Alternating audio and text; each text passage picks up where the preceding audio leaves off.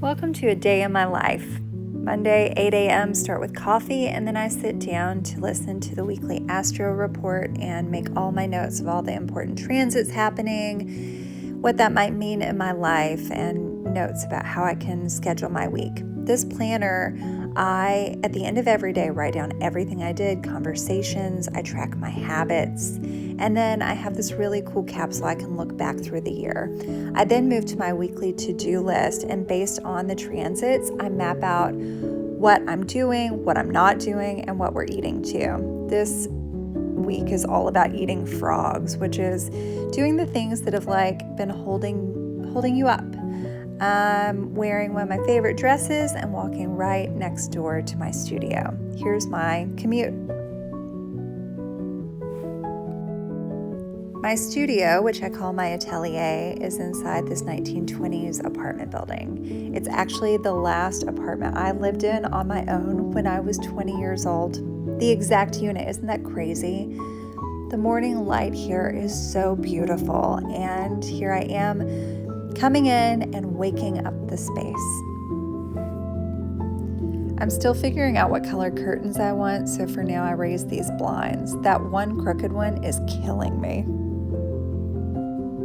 Lots of lamps give it this cozy glow. So I kind of look at it like waking up the atelier. I start with light and then I move on to fragrance with candles and incense, and then I'll pick my music. It's a living, breathing thing, you know? This is my Schumann resonance plate. It's my latest favorite gadget. And as for my outfit of the day, a Doan dress, a yak shawl that I knit, Appersu eyewear, and actually those are Target shoes that look like the Elias. Now I move into my painting room, which has the most beautiful morning light.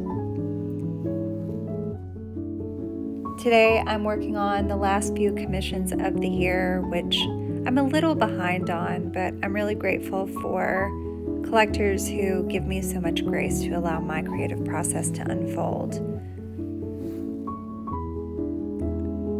The early movements in the studio, it's a lot of moving little things around and getting things in their right place so I can really allow myself to come to the practice of painting and enter into my flow state.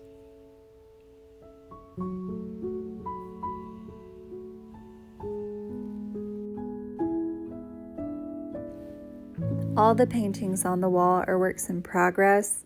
I like to have them all out, so I work between many pieces at once. Right now, I'm starting to do the last two pet portraits of the year and really for the time being. This is something I've offered off and on throughout my career, and it brings me so much joy, how much joy it brings other people. But it's time to focus on some other bodies of work.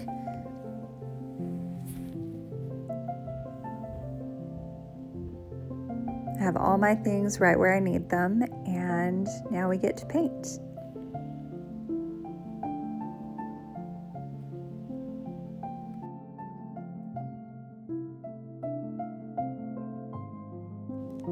Depending on what I'm working on, I will listen to various styles of music. I have a few playlists that I always go to. There's always a French kind of jazz vibe and also kind of a shoegaze, whimsy goth thing too. If you know me, this all tracks.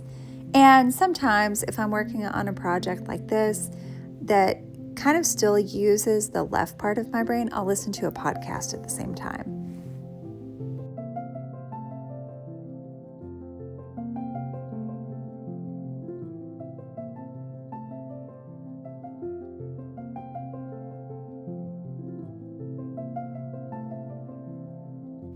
I like to take breaks in between painting periods, so I'm washing out my brushes and making an espresso.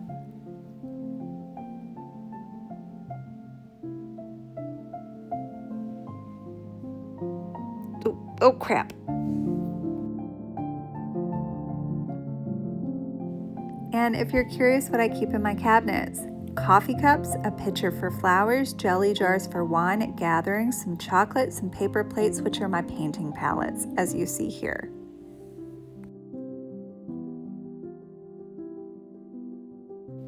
This is what a pet portrait looks like in its early marks, and the lines are really delightful to me. I actually really like this stage of the work a lot.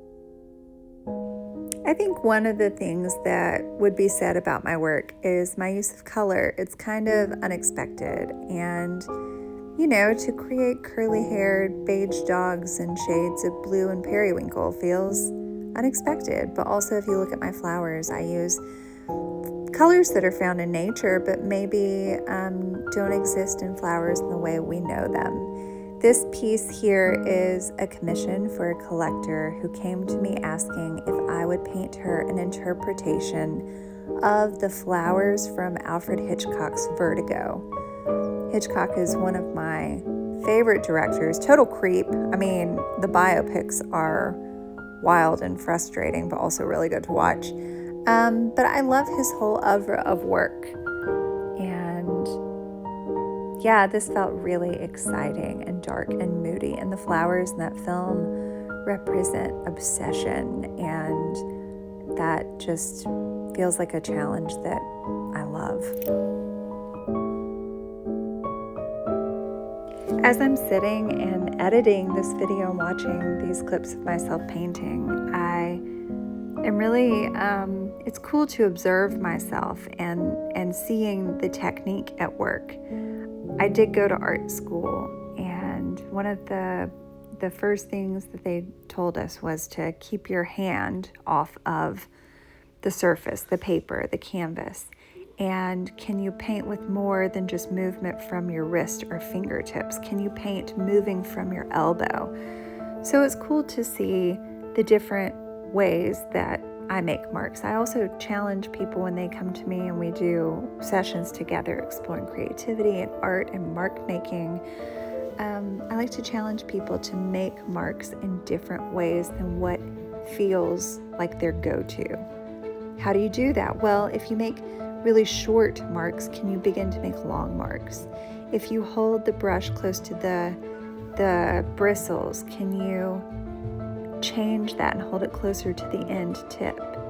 Can you switch the paintbrush from your dominant to non-dominant hand? Can you scribble? Can you close your eyes and make marks? These are all things that bring out something really exciting and new, and it's not from your mind, it is just from your instinct. These abstracted, floral-inspired pieces I paint are really a series of many, many layers and many, many marks. They can take a while, they can happen suddenly, but they usually take a while. They're painted in spurts, and while I'm using a really small, fine brush here, I really love using larger bristled brushes or larger brushes, and occasionally I'll come in with a fine tip.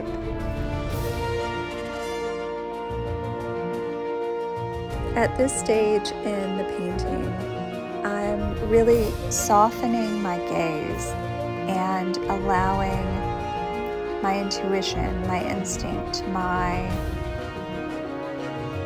eye to reveal where a mark needs to be made. So there's a lot of coming in with the brush and the paint and then pulling back out. A lot of assessing, but without going into the thinking, analytical brain.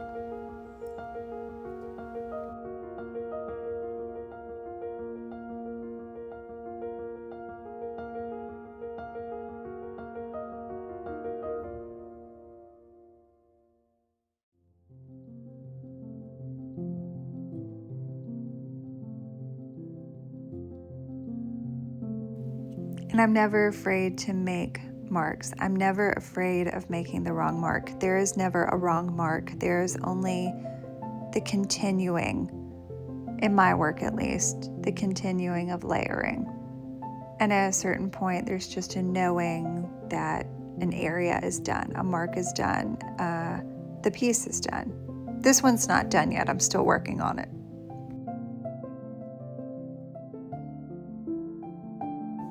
I also love a challenge in scale. With this style of abstracted, floral-inspired work, I really got used to painting large scales, so 4 feet by 5 feet, 5 feet by 12 feet, and the scale of the marks was very different. I would use my whole body to make the gesture and the mark with these really large brushes. So it feels exciting and challenging to explore the same energy through marks, but in a smaller scale of 18 by 24. Therefore, I am using this finer brush, which I feel like I only use in my portraiture. It's exciting to try it in new ways.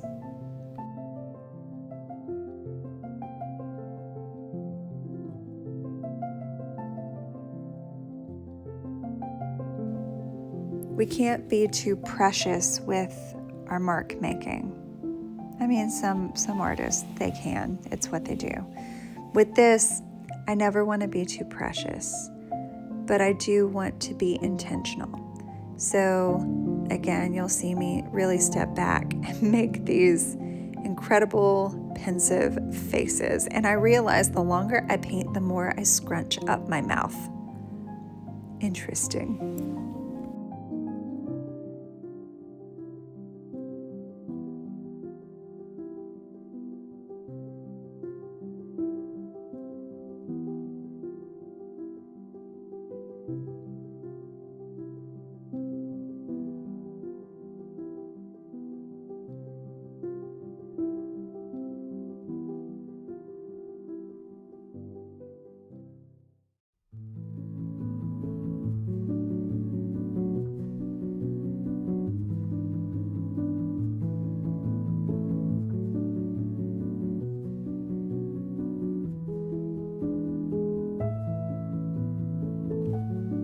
Oh, yep, here it comes, the scrunching, the profound face scrunching. I wonder if this is like my poker face telling me I'm getting close to being done with that.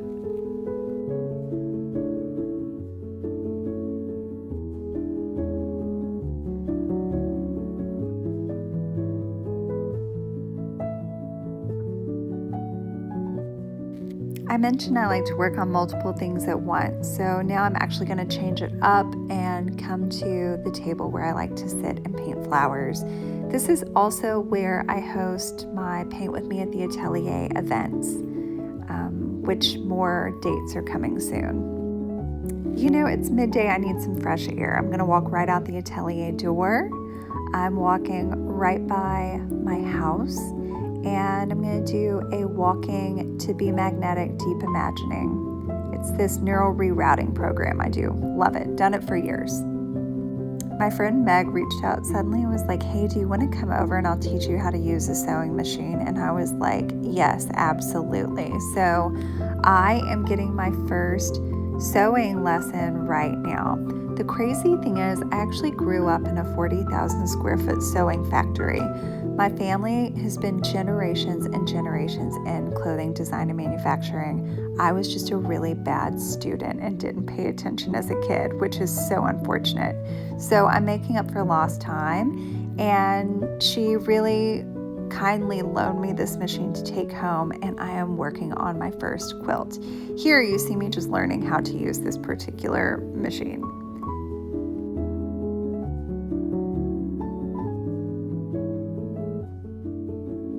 Meg and I popped by the Birmingham Botanical Gardens to have a late lunch in the beautiful little Tuileries-esque spot. Swinging back by the atelier, I need to lock up for the night. It's 3:30, I'm heading to pick up my kid from school, and we'll spend the rest of the day as a family. Thanks so much for following along on an ordinary Monday with me. Come back for more next week.